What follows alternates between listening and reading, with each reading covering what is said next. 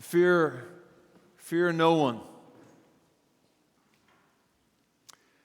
Biblical scholars maintain that the mention, that phrase, do not be afraid or fear no one, is mentioned 365 times in the Bible. One for every day of the year. I think Jesus says it the majority of the time. He constantly says it over and over again to his disciples. Do not be afraid, fear no one. And so then one has to ask, well, what's the root of fear? Where does it come from, and what causes it? Well, if you do it physiologically, it comes from the amygdala inside your brain. The amygdala is right beside our hippocampus. It's in the frontal part of our temporal lobe, and one of the more ancient parts of our brain.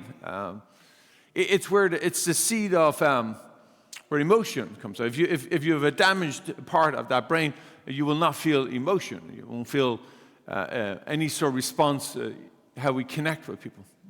But one of the more primitive emotional responses is fear.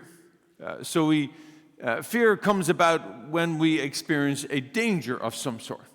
And so it's primal in the sense it's an ancient emotion because it was considered essential for safety or life. And the famous one is, so if you're in the sight of danger, bear in mind like our ancient forebears, right? They were in the savannah hunting for animals, and another wild animal comes upon you. Well, guess what? There's an immediate fear response. And you know what the response is. It sets off a whole flurry of hormones, and it gives us a fight or flight a capability. Now, at a raised capability. So you have enormous capacity in the muscle capacity to fight and enormous capacity to flight. The challenge is today we're not on the savannah and we're not hunting any animals, and we're still operating from that. All the images we get now are on the news media, or whether in paper media or television media or social media, and we still have the same response. Now, I think only 2,000 years ago, not that far along, Jesus comes along and he says, look, do not be afraid. Don't respond to that primal thing. Pause for a moment. Look differently. And he's warning us to not operate from that when it's just for our body. Look also out for your soul. Be careful what is dangerous for your soul as well.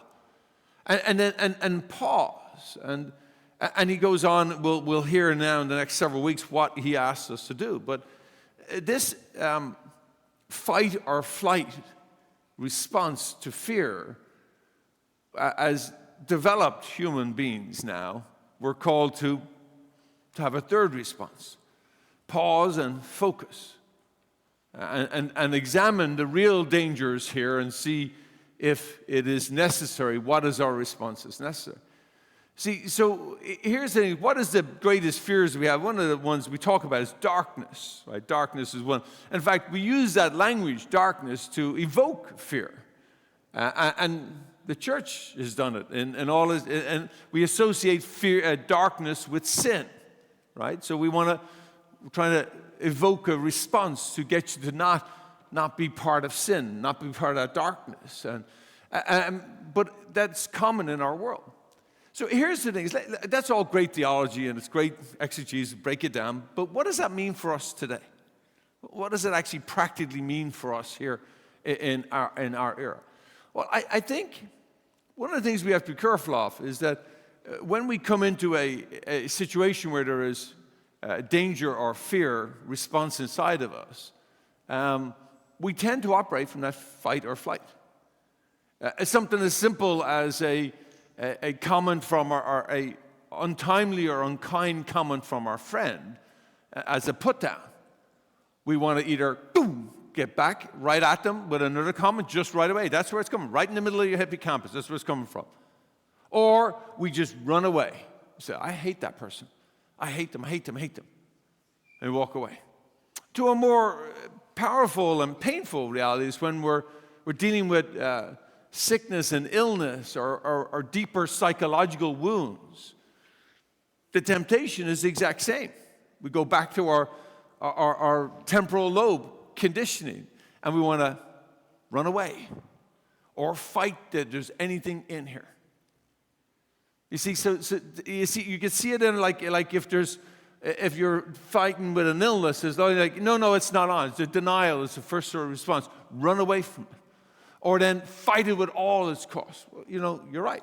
But sometimes the answer is not either of those at all.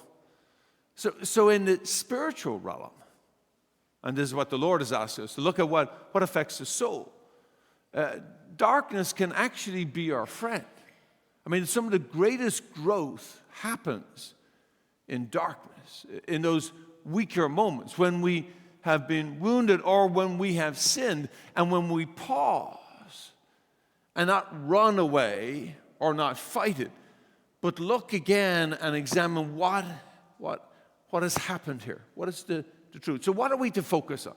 I'm going to suggest you focus on three, and then the last one, the fourth one, I'll finish. It's fairly simple. Focus on the good, the beautiful, and the true. So when you pause and you have a temptation to fight or flight, focus, what is good here? What is good in this moment? What is really happening, not just at a surface level, but deeper down inside my soul? What's going on? Is there something true here? Is this person said something that's hurtful but true? That yes, I do that. I don't like that I do that, but that's a truth.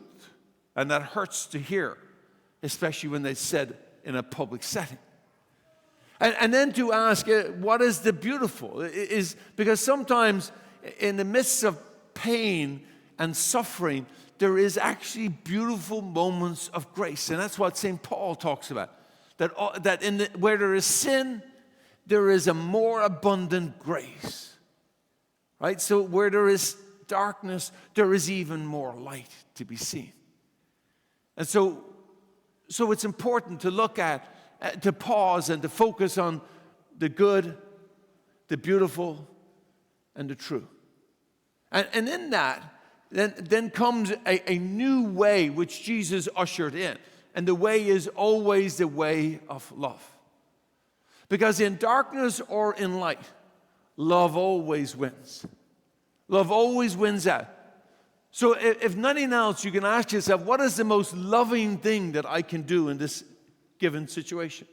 And not to run and not to fight, but to say, what's the most loving thing I can do right now at this moment when somebody has said something that is very painful to hear? Or that something is happening to us that is very painful to experience. And sometimes it just is to pause and to sit. Because in the darkness can be a treasure of new grace that God will give us. But we need to be open to it. And if we just keep reacting like our ancestors on the savannah of millions of years ago, then we have not grown very much. No, we're not called to fight or flight. We're called pause. Pause and focus on the good, the beautiful, and the true. And in all things, love. What is the most loving response that I can have? Do not be afraid, he said. Fear no one.